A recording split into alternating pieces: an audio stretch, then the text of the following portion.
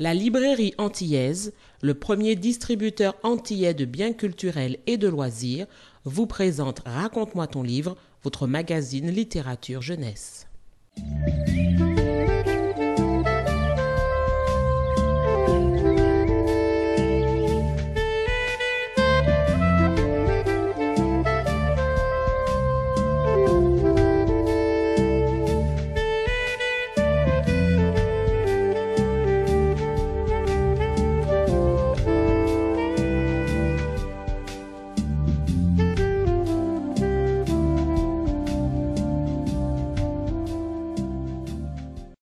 Bonjour à tous et bienvenue dans votre magazine littéraire jeunesse Raconte-moi ton livre. Aujourd'hui, nous sommes à la bibliothèque des Trois-Îlets avec Madame Fontaine. Bonjour Madame Fontaine. Bonjour Madame Christophique, bonjour à tous. Comment allez-vous Madame Fontaine? Ça va, Ça très va bien. Heureuse d'être là avec vous et les lecteurs de la bibliothèque. Ben nous aussi. Comment s'est passée justement cette organisation pour préparer cette première émission, puisque c'est une première, hein, donc aux Trois-Îlets. Nous démarrons une petite série d'émissions avec vous aux Trois-Îlets. Vous pouvez me raconter un petit peu comment ça s'est passé avec les enfants dans le choix des livres, le travail que vous faites avec eux? Oui, voilà. Alors bon, il faut dire que je ne suis pas seule. On est une équipe à la bibliothèque avec moi, Patricia, Nathalie et Lydie, qui sont présentes cet après-midi. Oui. Et donc, étant donné que dans le projet culturel de la bibliothèque, il y a aussi l'accueil des classes, tout particulièrement, il y a Lydie qui s'occupe de l'accueil, de la relation avec les professeurs des écoles, et donc elle a fait un travail donc d'aller bien sûr informer les professeurs des écoles qui ont adhéré, surtout ceux qui viennent régulièrement à la bibliothèque et qui font un travail de lecture avec leur classe, et aussi à la bibliothèque. Toutes plutôt, nous avons convié les lecteurs qui viennent régulièrement à cette émission-là. Voilà. Et ainsi que les parents, bien sûr, puisque il faut aussi l'autorisation des parents. Voilà. Absolument. Alors Madame Fontaine, nous sommes dans la ville des Trois-Îlets. Oui. Vous pouvez nous dire un petit mot, donc pour que nos téléspectateurs découvrent un petit peu où nous sommes, hein, donc dans la ville des Trois-Îlets. D'accord. Alors déjà, les Trois-Îlets donc font partie des 12 communes du Sud, donc au sud de la Martinique, donc et pour la petite histoire, donc érigé en commune le 2 mai 1849. D'accord. Voilà. Et qui est Trois-Îlets, c'est aussi un haut lieu du tourisme. Absolument. Voilà, avec les hôtels, les restaurants à la Pointe du Bourg, n'est-ce pas? Nous accueillons les Martiniquais qui viennent des autres communes, hein, pas seulement du Sud. Leur week-end, voilà, à la Pointe du Bourg. Et donc autour de tout ça, on fait une architecture aussi, c'est tout particulier, puisque vous constatez autour avec les tuiles. Voilà, les tuiles. Parce que nous avons donc la poterie. Oui, la poterie, absolument. Et donc les touristes peuvent visiter un grand nombre de musées aussi. Donc la pagerie, la maison de la canne, voilà. Et le terrain, il y a un terrain de golf aussi qui est situé en face du parc des Floralies. Et très coté. Oui, très coté, international. Voilà. Et notre fierté, hein. Oui, fierté, absolument, tout à fait.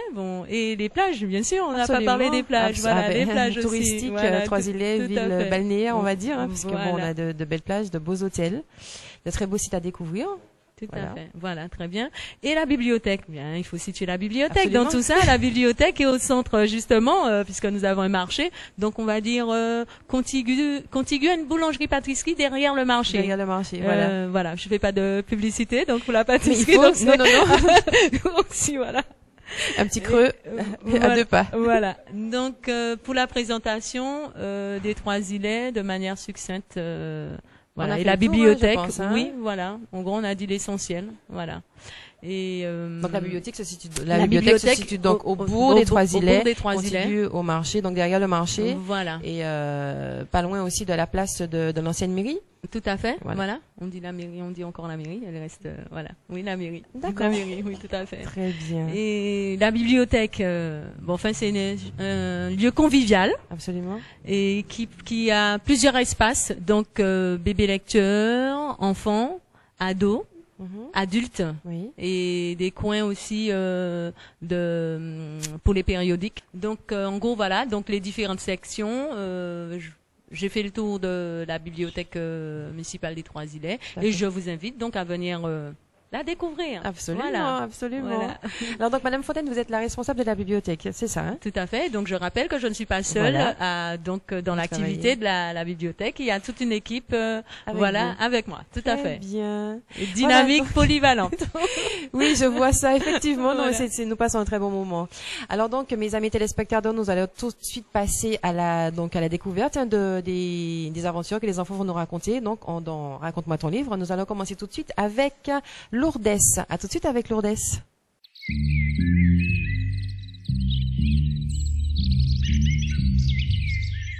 Voilà, donc on se retrouve avec Lourdes. Bonjour Lourdes. Bonjour. Tu as quel âge Lourdes? 7 ans. 7 ans. Et en quelle classe es-tu? C'est un. CE1. Tu vas où alors à l'école? Au Trois-Îlets? Oui. Oui, au bourg? Non? À la campagne?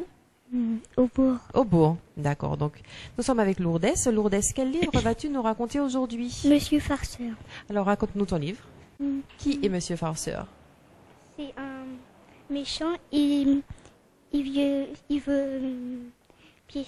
piéger ses amis. D'accord.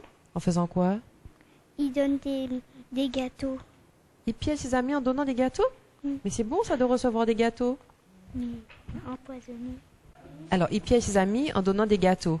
Pourquoi ses amis n'ont pas le droit de manger des gâteaux? D'accord. Alors, qui sont ses amis?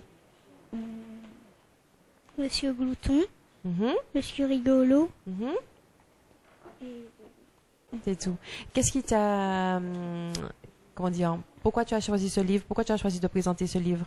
Qu'est-ce Parce qui te que- fait aimer ce livre? Parce que... Pourquoi tu as choisi ce livre alors? Parce que j'aime bien. Tu aimes bien? Oui. Et alors, quel personnage tu aimes le plus?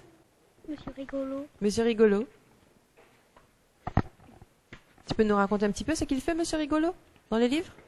Monsieur Rigolo s'aperçut que quelqu'un avait rempli son chapeau de peinture. Monsieur Rigolo s'est aperçu que quelqu'un avait rempli son chapeau de peinture. Ah oui, alors, mais alors qui est-ce qui avait rempli le chapeau de peinture, tu te rappelles? Non. Non? Monsieur Farceur, peut-être? Monsieur Farceur. Tu nous lis le petit paragraphe juste avant? Bon homme a l'air malicieux, s'enfuyait à toutes jambes, il rit et comme un bossu. Alors, Lourdes, on remercie Lourdes. Hein. C'est pas facile de venir présenter un livre devant la caméra. Lourdes, tu découvres la lecture, c'est cela, hein? Donc, elle nous a montré comment elle est capable de lire un petit paragraphe de son livre. Elle a choisi un petit livre donc assez sympa, Monsieur Farceur, donc aux éditions Hachette Jeunesse. On applaudit bien fort Lourdes.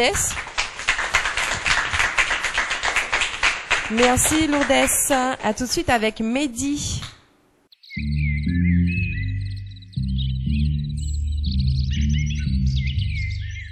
Voilà, on se retrouve avec Mehdi. Bonjour Mehdi. Bonjour, Quel âge as-tu Mehdi? j'ai 9 ans. 9 ans. Et en quelle classe es-tu?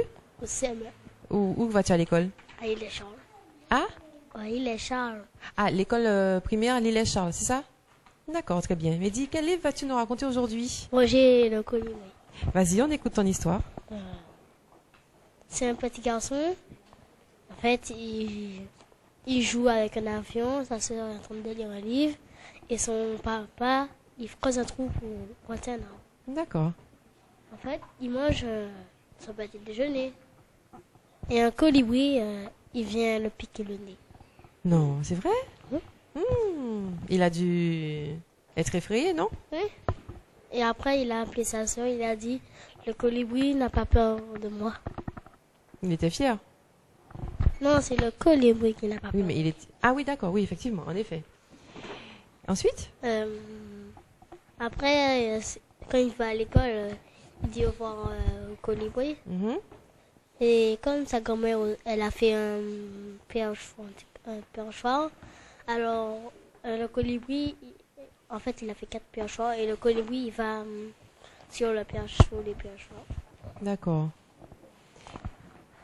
Et alors, comment se passe cette petite aventure Roger et son colibri, qu'est-ce qui se passe? Ils vont devenir amis Après, ils vont devenir amis. D'accord, très bien. On va pas raconter la fin, parce qu'il faut laisser le public découvrir, n'est-ce pas? Alors, qu'est-ce qui t'a poussé à nous raconter ce livre aujourd'hui? Parce que j'aime les colibris. Tu aimes les colibris? Oui. D'accord, c'est ça qui t'a attiré dans ce livre, en fait. Très bien. Et l'histoire se passe où? En Martinique. En Martinique. Il est originaire de quelle commune, Roger? Rouge. Du Mont-de-Rouge. Voilà. Mais très bien, Mehdi nous a fait une belle petite présentation. Tu peux nous lire un petit paragraphe? Oui, on t'écoute. Surpris, Roger s'en effarouché. L'oiseau se lève de sa chaise, fait un petit bond et en arrière et appelle sa sœur. Oh, regarde Lily. Le colibri, il a même pas peur de moi. L'oiseau, même pas effrayé, reste sur sa position un petit moment et s'envole aussi vite que venu. Très bien, Mehdi. Je crois savoir que ce livre est à la traduction créole aussi. Tu penses que tu peux essayer de nous lire juste une petite phrase en créole? Et puis, j'ai sorti, Roger sans faouché, Ziezo, levé en les chaises là, fait un petit pas, sorti derrière, et puis, il est, c'est là. Et Lily, regardez, un colibri, pas même paiement. Super, bravo. On applaudit Mehdi. C'est magnifique. Bravo Mehdi. À tout de suite avec Lucie.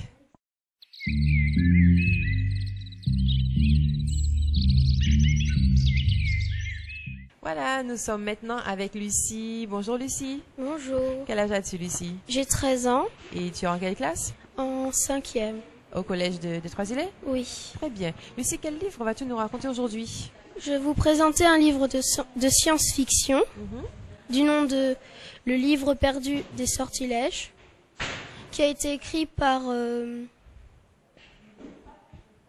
Deborah Harkness. Oui. Voilà, et je souhaiterais vous lire un petit résumé. D'accord, mais je vois que c'est un gros livre. Tu aimes la lecture? Oui, j'aime bien lire. D'accord. Ben, raconte-nous d'abord ton histoire et tu vas nous lire un petit paragraphe quand tu nous as présenté ton livre. D'accord. On t'écoute.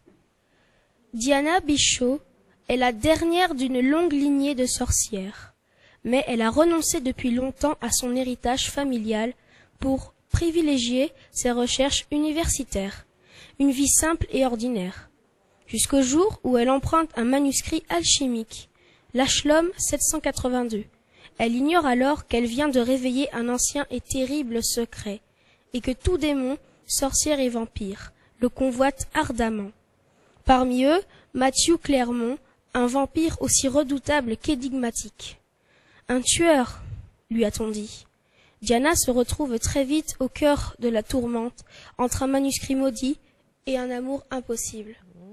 Ça a l'air d'être une belle histoire, ça. Et quel âge à peu près ont les personnages? Alors, Diana Bichot, elle a 12 ans et demi. D'accord. Et pour ses 13 ans, sa tante lui propose de devenir une sorcière. Une sorcière. Mais elle ne le veut pas et elle veut devenir une fille comme les autres, ordinaire. D'accord. Ça me fait penser à un dessin animé sorti, je crois, au Japon. Et la petite devait absolument devenir sorcière, mais ça c'était pour les plus jeunes. Et donc en fin de compte, c'est un comment on pourrait dire, un clan de sorcières ou Non, c'est comme si c'est la vraie vie, c'est comme ça. Elle vient d'arriver dans la famille, tout le monde est déjà sorcier, c'est elle qui doit maintenant devenir sorcière et elle ne veut voilà, pas. Exactement, mais elle ne veut pas, elle veut être comme les autres. Alors ils vont mettre tout en œuvre pour la faire devenir sorcière. Oui, Que exactement. vont-ils faire par exemple? C'est-à-dire que tout au long de l'histoire, ils vont lui jouer des tours, etc. Par exemple, et pour lui faire changer d'avis. D'accord. Tu peux nous raconter un petit tour? Oui, il n'y a pas de problème. D'accord. À mes 13 ans, ma tante décida que le moment était venu pour moi d'exploiter mes pouvoirs et d'apprendre les fondamentaux de la magie. Allumer des bougies en murmurant quelques mots, ou dissimuler les boutons d'acné grâce à un potiron ancestral. Tout cela n'était que les premiers pas habituels d'une jeune sorcière. Mais j'étais incapable de maîtriser le sort le plus simple. Je faisais brûler toutes les potions et refusais de me soumettre à ces examens visant à vérifier que j'avais hérité de l'étonnant don de la prophétie de ma mère. Les voix, les feux et autres événements inattendus diminuèrent quand mes aumônes se calmèrent, mais ma patience à apprendre le métier familial demeura. Ma tante redoutait dès lors de laisser une apprentie sorcière seule à la maison, et c'est avec un certain soulagement qu'elle m'envoya à l'université dans le Maine. Si l'on accepte la magie, j'eus une adolescence ordinaire. Ce fut mon intellect qui me permit de quitter Madison. J'avais toujours été précoce et j'avais appris à parler et à lire avant les enfants de mon âge. Aider une mémoire photographique prodigieuse me permettait de me rappeler sans peine quantité de livres et tout régurgiter durant les examens. Je mis dans les études une ardeur telle que l'héritage magique familial n'avait plus de sens. Je sautais les dernières années de lycée et entrais à l'université à 16 ans. Très bien. Très bien, très bien. Je pense que, chers amis téléspectateurs, vous êtes envoûtés par cette histoire et que, Lucie, tu conseilles à tes camarades et les jeunes de ton âge de découvrir cet ouvrage. Je pense que ça permet de partir dans une grande histoire. C'est-à-dire que c'est pas tellement tentant au début parce qu'il est vraiment il n'y a pas d'image, il n'y a rien. Mais au début, quand on lit le premier chapitre, on peut pas s'arrêter parce qu'il y a le suspense, etc. Très bien, très bien, très bien, très bien. Mais Lucie, on te remercie. Tu as très bien présenté ton livre. D'accord, merci. Et donc je vous dis tout de suite avec Elke. Donc on applaudit Lucie, hein, tout de même. On applaudit Lucie. Merci Lucie. Et à tout de suite avec Elke.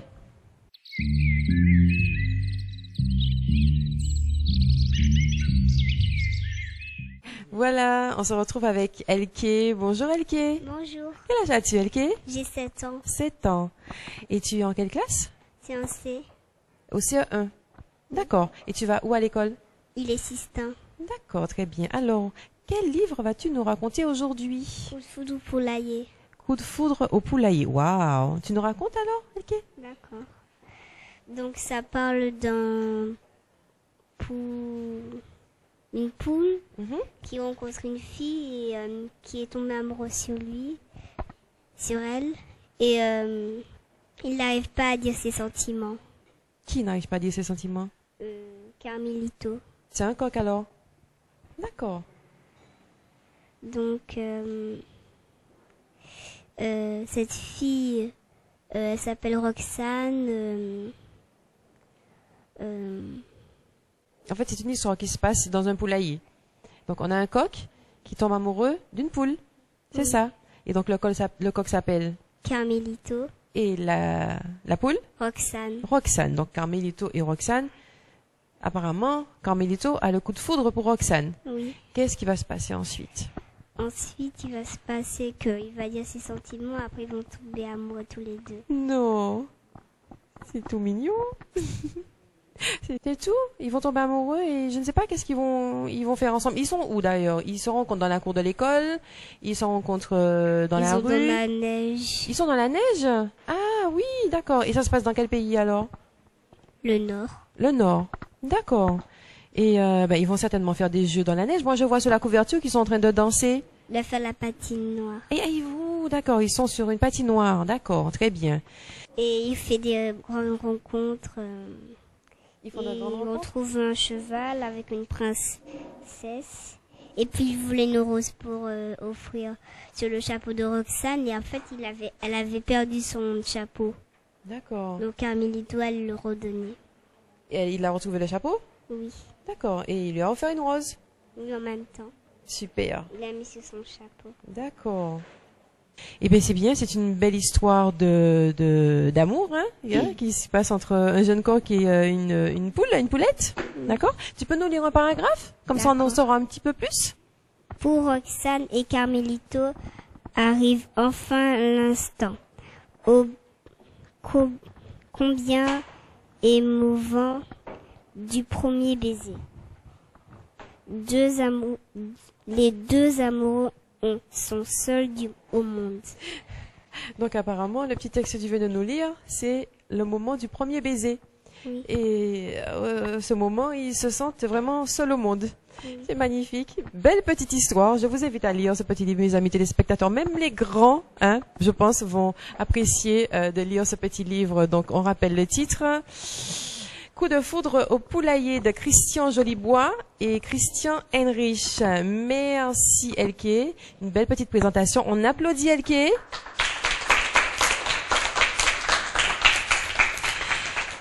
À tout de suite pour la sélection lecture.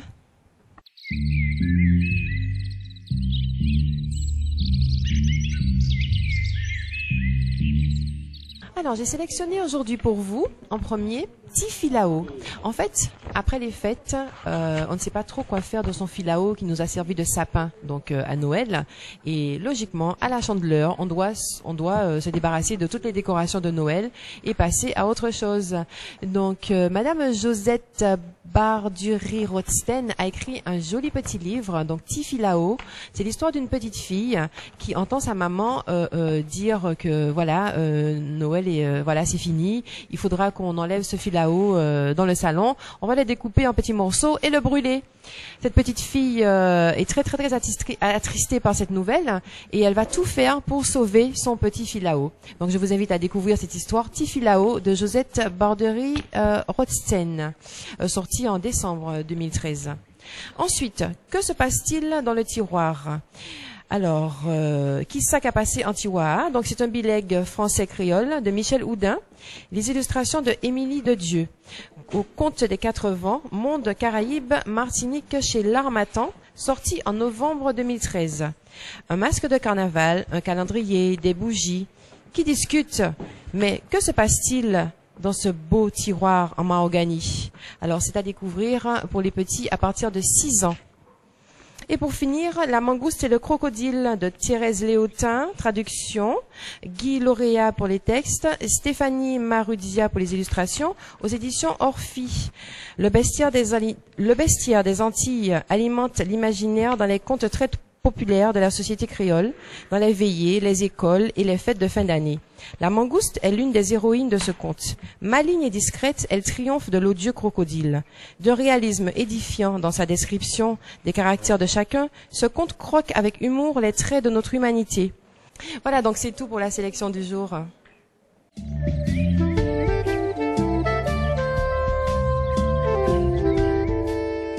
Voilà, donc cette émission touche à sa fin, mes chers amis téléspectateurs. Nous sommes donc avec Madame Fontaine, la responsable de la bibliothèque donc des Trois-Îlets.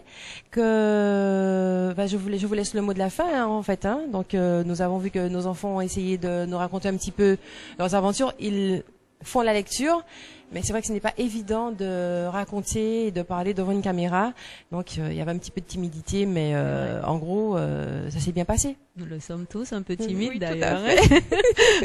En fait, oui, nous avons pu découvrir, pas seulement des albums, mais romans et romans de science-fiction. Il n'y a pas assez représentatif c'est un échantillon des ouvrages que l'on peut trouver à la bibliothèque municipale des Trois-Îlets. Et ces enfants sont lecteurs de la bibliothèque, ils viennent régulièrement et parfois ils ont même présenté donc des ouvrages donc de leur collection personnelle. Alors un partage. Je vais vous lire les droits imprescriptibles du lecteur. Le droit de ne pas lire.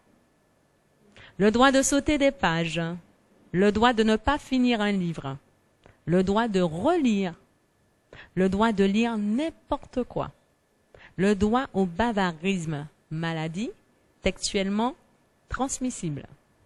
Le droit de lire n'importe où. Le droit de grappiller. Le droit de lire à haute voix, le droit de nous taire.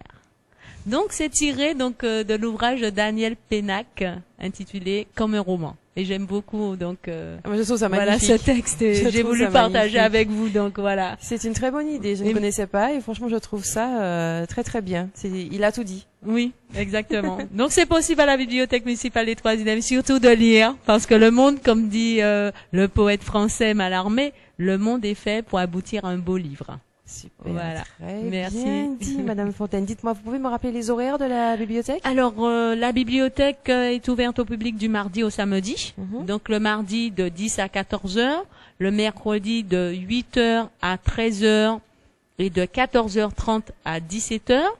Pareil le jeudi. Le vendredi, comme le mardi, donc non, plutôt 8 heures, 13 heures. Le samedi, de 8h30 à 13 heures. D'accord, très bien. Voilà. Notre Merci. émission touche à sa fin. On remercie Madame Fontaine. On remercie les enfants qui ont présenté cette émission aujourd'hui avec nous. On remercie donc la bibliothèque des Trois-Îlets. Et je vous dis donc à très bientôt dans votre magazine littéraire jeunesse Raconte-moi ton livre sur votre chaîne TV préférée, Zouk TV. À très bientôt. Ciao, ciao. Merci, au revoir. Merci à vous tous.